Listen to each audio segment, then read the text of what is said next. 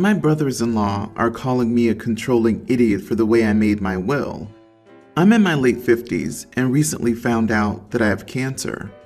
I was taking care of my affairs and estate planning when this happened. I'm single, I have no kids and no long-term relationships. My parents died when I was young, and the only surviving family I have are my aunt, uncle, two sisters, and their kids. I'm pretty well off and have a very successful business. I'm leaving pretty much everything split between my family. I split a part of the estate to my aunt and uncle, who are both in their late 70s. They don't have any kids, and I would like to leave something for them to live comfortably. The remaining money I have split equally between my sisters and their kids, 4 in total. My sisters are in their late 40s. Given our age difference and the early death of our parents, our relationship was a mix of sister-brother and sister-father. I was doing many things our parents would do when they were growing up, so I'm very close to them. The problem my brothers-in-law have is the way I structured the money. I have the money invested in a long-standing trust fund. All 6 of them will receive $1 for every dollar they earn. This would essentially double their income. Any remaining money will be available to them after they reach 65. They also have the option not to use any money and let the investments continue till they retire. Alternatively, if they don't work, they'll get no money until they're 65 years old. My nieces and nephews have either started working or are in their final year of college. My reasoning is that I want them to be self-sufficient. I don't want them to rely on this money or get lost in the sudden influx of wealth. I had a recent sit-down with the family to explain things. I didn't want to leave any bitter feelings or cause fights over money after my death. Everyone seemed pretty accepting, until I got a bunch of angry calls and messages from my brothers-in-law.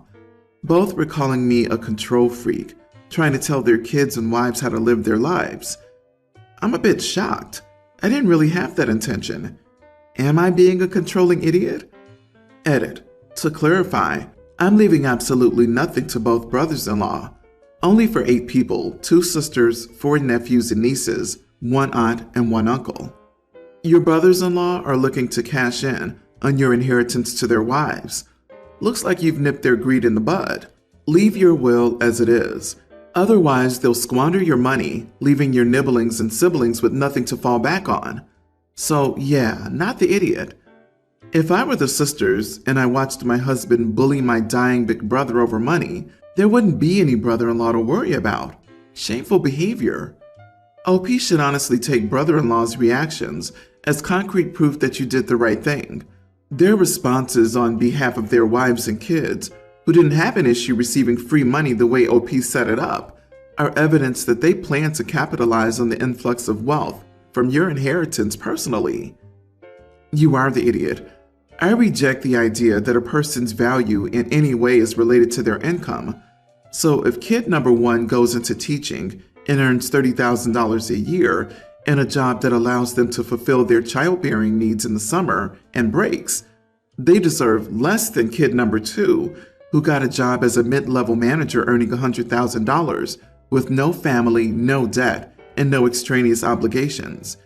You're literally rewarding them more for struggling less. In your mind, the kid who becomes a nurse definitely deserves less than the one who creates computer code. Agreed. This is a recipe for disaster. What if they get in a bad car accident and can't work? What if they want to retire before age 65? What if they die at 48? What if we go into a big recession and they're laid off next year with no income? What if they choose to be a stay-at-home parent? What if your aunt and uncle need extra care and someone in the family takes off work to help them? I'm sorry that you're dealing with these things so young yourself. However, I think 65 is a little late, considering neither your parents nor yourself are going to live that long. I do applaud your desire to help and protect the people you love, but a little more faith in the ability of people to make responsible decisions based on their own life experiences wouldn't go amiss. My 27 female, nephew, preschooler, and sister, 21, have started staying with me recently. She's been trying to get a job and has picked up a few odd jobs, cleaning and babysitting. While she's gone, I usually babysit my nephew. He just hangs out with me or plays with his toys. I feed him dinner if she's been gone for a while, When she is home, all she feeds him is chips, cookies, candy, and cereal, or mac and cheese. That's it. She claims the cereal has all the vitamins and minerals he needs, since she also puts milk in it. Nephew is average in height and weight, so he's not starving, but it's not the healthiest lifestyle for him. She claims he won't eat anything else. So while she's been gone in the evenings, I've introduced new foods to him. He loves vegetables such as raw carrots, peas, and green beans. He also really likes fruit. I've been making him waffles, eggs, bacon, oatmeal, and cream of wheat as well. And he eats everything. He doesn't seem picky at all.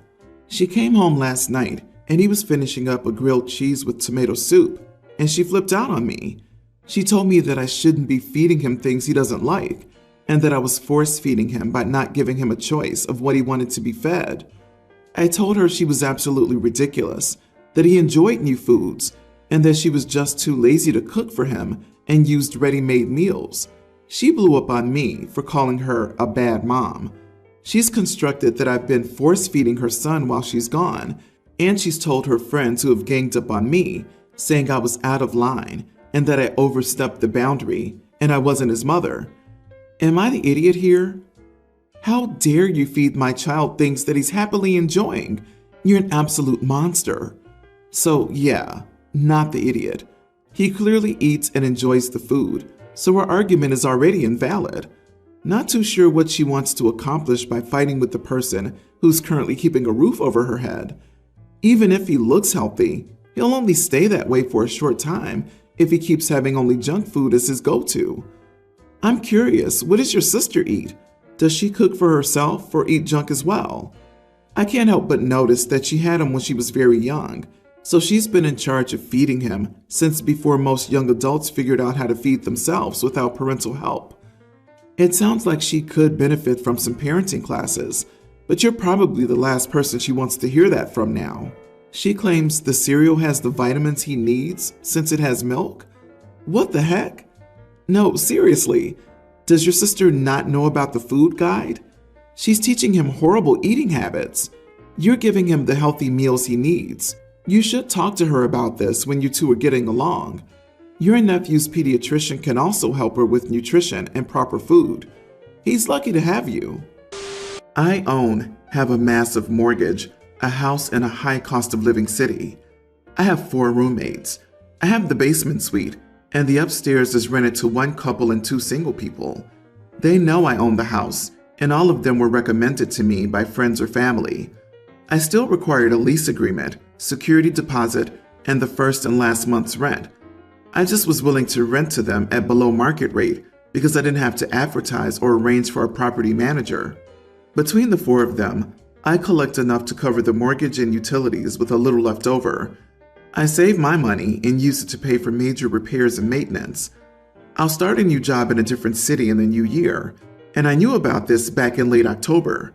I offered the couple an opportunity to take over the basement suite in the new year for a little bit more money.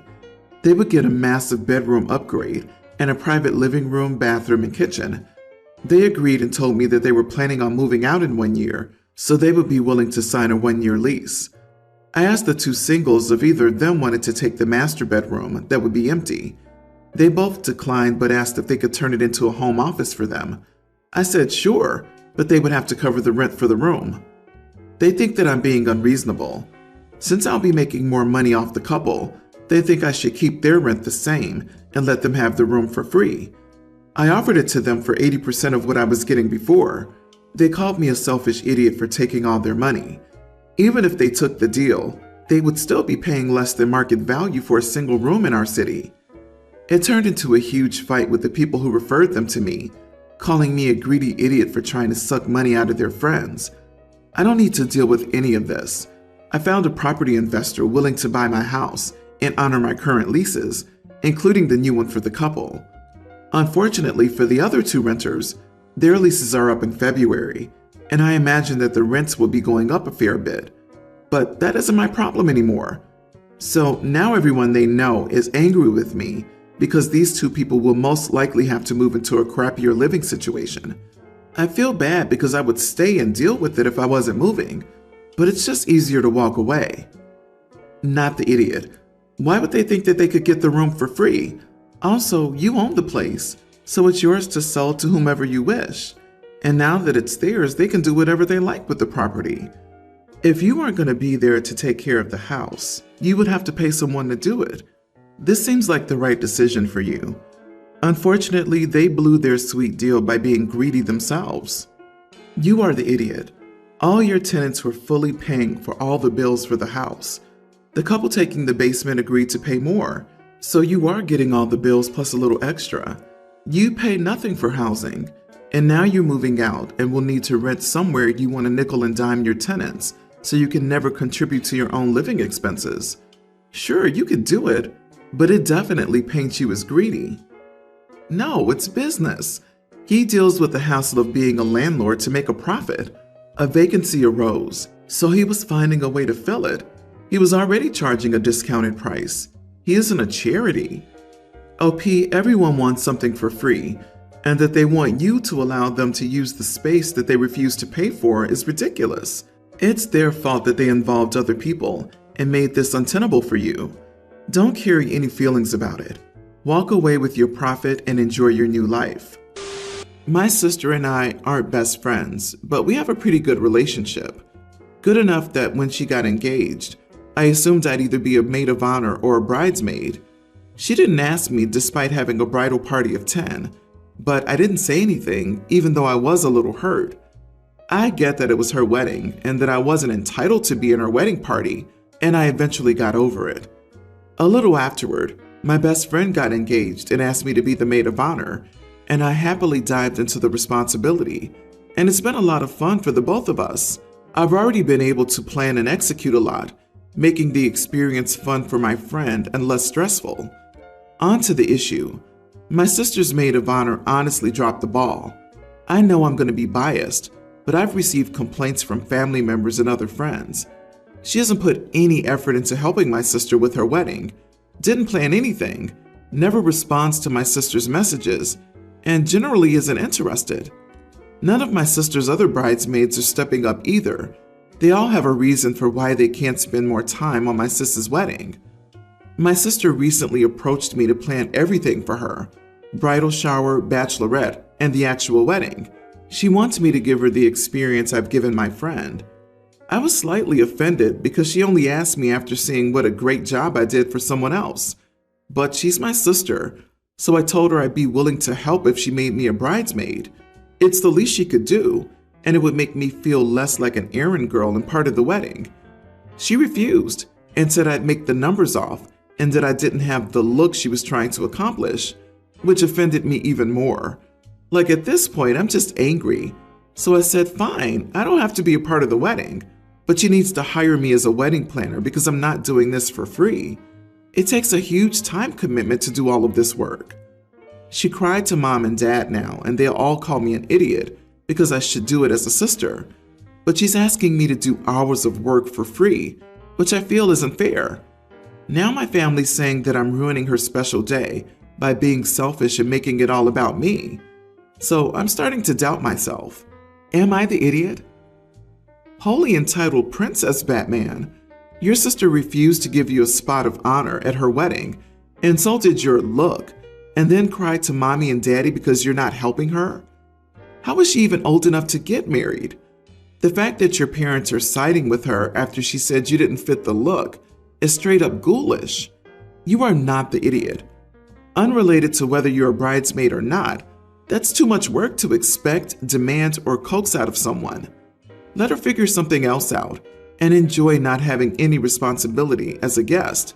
And honestly, I would probably debate even going to the wedding based on the family's behavior. My brain exploded at "didn't have the look." So what's left of it says, your sister sounds very superficial and snobby. Maybe that explains why nobody's falling over themselves to help her. She's probably already gone full bridezilla, and your parents are enabling her by getting involved. Or she doesn't surround herself with quality friends, only friends who have the look. Agreed. Notice the parents just criticized and called OP an idiot. Why aren't they helping the golden child do the planning?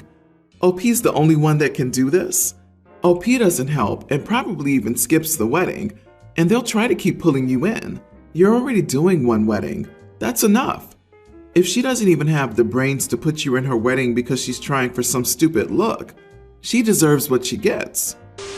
I'm 18 male, friends with a girl, Melissa, 18, I met through a volunteering gig. We've been hanging out more lately and learning more about each other. Actually, one of the things we bonded over is the fact we have the exact same facial scar. We even got it at the same age. What a crazy coincidence.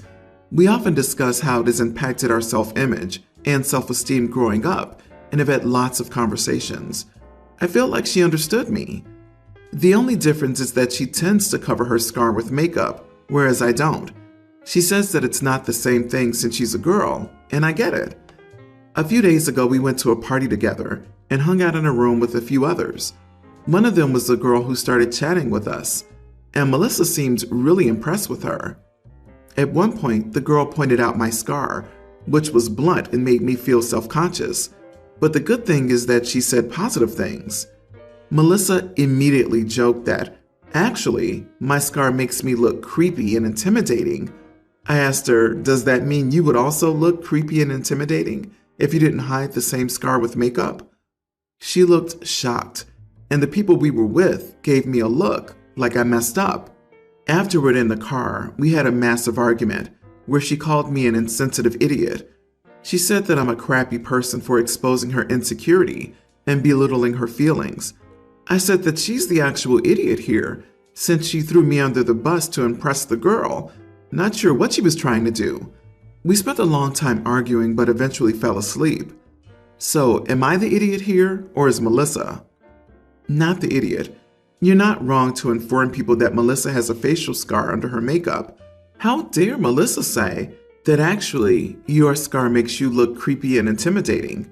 She's saying out loud what she's afraid of, but doing it in a profoundly unkind way.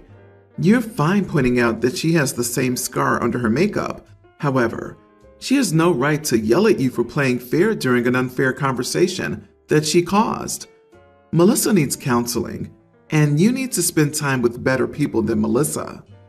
That's not what I got from this article at all. He's not comfortable showing his scar, but doesn't have a choice but to show it. She's a girl who can wear makeup and cover her scar. Should he have to wear makeup to prove to you that he's insecure about his scar too? No, he's brave enough to show his true face to the world, and a friend that he's confided in for years decides to publicly shame him, all to make herself look cool to some random chick. Besides, if she ended up taking that girl home, she'd find out soon enough that the friend had the same scar since makeup doesn't last very long. Makeup isn't limited only to girls and women you know. If he really wanted to, he could use a little concealer. There's always a choice. It's all a choice.